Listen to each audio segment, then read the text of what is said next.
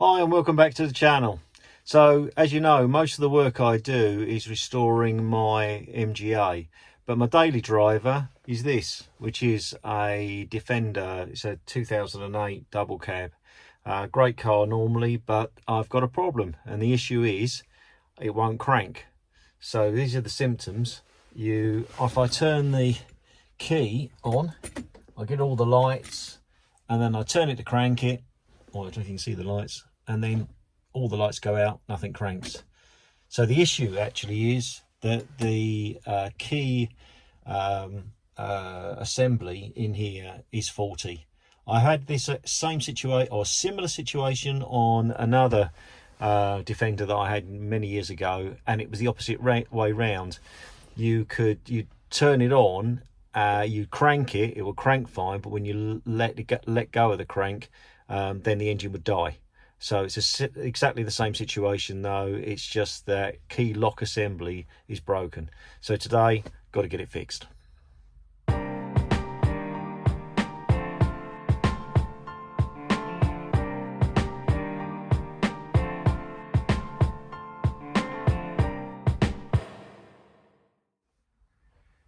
Okay, so the battery's disconnected. I've removed the cowling, I've removed the steering wheel, and I've removed the stalks that as well from the connector. There's just like 3 connectors, ever so easy to do. One little screw on the top, and then remove the electrical connectors, because you need that out the way, because the next bit's a bit tricky. So the actual lock assembly itself is held on by 2 bolts, one here and one under there on that side, and the bolts are this kind of thing. So they are a one-time snap off head, so there's no way you can actually unbolt these now. They'll need to be cut off or drilled out, which is the tricky bit. So this is the bit where you probably get a load of sparks in your face, so I've got to be a little bit careful here. I've got the angle grinder. I'm going to place it just inside there and cut through, or try and cut through that bolt. The thing to note is that in your lock assembly kit, you don't get this bottom bracket, so I've got to try and avoid damaging that as I cut through.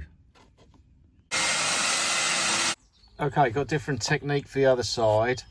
This one you can't get an angle grinder and there's just not enough room in there, so I'm going to take my drill and I'm going to drill up through, open the panel up, the fuse panel, and I'm going to drill up through there and drill out the end of the nut there.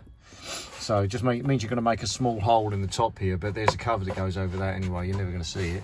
And I've taken out a relay that was in the way here, give myself plenty of room so I don't go and mess anything up. So straight through there, straight up there, and just drill out the head of that nut. Well, it took a little bit of effort, but it's out now. Brilliant. I've taken the bottom bracket off. It's loose, won't quite come out, set out. So I'm just going to take off this support bracket for the steering wheel, and hopefully that'll drop out. Okay, it's out, finally. A lot of pulling and pushing and squeezing and stuff, but it's out, done. So just sort of get the new one in. I made a note of the wires before I disconnected them. That's the, there you go. So that's the colour of the connectors, not the wires, that connected to the back of the block. So I'm just going to reconnect those. Oh, my light's going. I'm going to go for a cup of tea.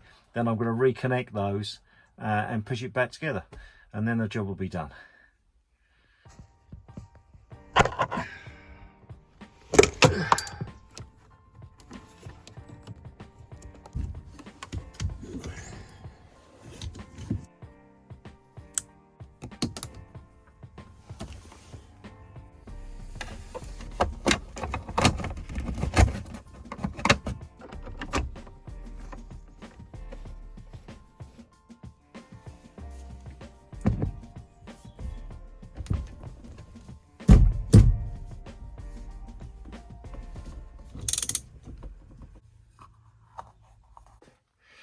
Well, there we go, lights fading, but it's all back together, which is really good news. Big start, here we go. Right, oh, top tip. Don't forget, you need the immobiliser very close to your new key when you start. Otherwise, the immobiliser will stop it starting. Give you a bit of a worry, and you don't want to be taking it apart again thinking something's wrong. So, with immobiliser near the key, half a turn, and